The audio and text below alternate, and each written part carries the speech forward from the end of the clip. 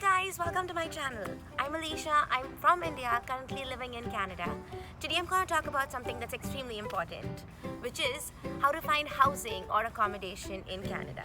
In today's video, we're going to talk about the different types of accommodation, how to find that kind of accommodation, and things to consider before moving in. The first thing I want to talk about is homestay. So this is something I always recommend if someone's moving to Canada, especially alone. Because what a homestay basically is that a family is adopting you. So you're paying them, you're living in their house, you get to use their room, they're cooking food for you, the laundry is paid for, and so is electricity.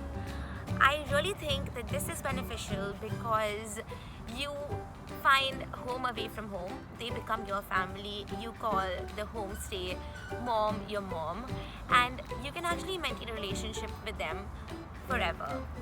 What's also beneficial is that you're new here, but they've been here forever, so they know about a lot of things in Canada. It's the first week in Canada is also very crucial. So you have to apply for your social insurance number, you have to apply for your PCID, you have to get your medical services plan sorted out, and they know all of this because they've been doing this since really long.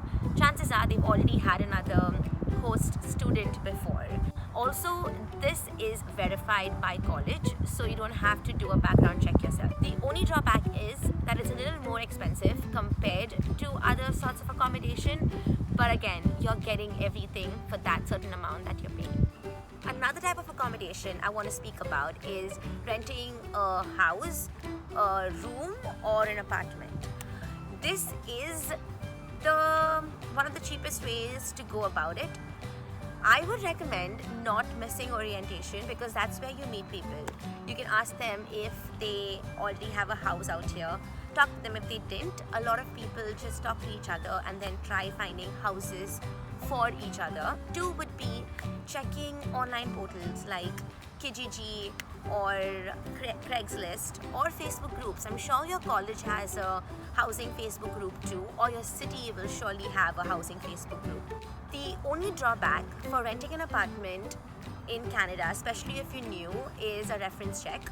Most landlords would want to conduct a reference check because of which you need to provide a reference, and because you've never really lived here before, it's really difficult to find somebody to vouch for you, which is why I usually recommend a homestay so that they can tell your new landlord how amazing you are. Now, the third type of accommodation that I'd like to talk about is living on campus.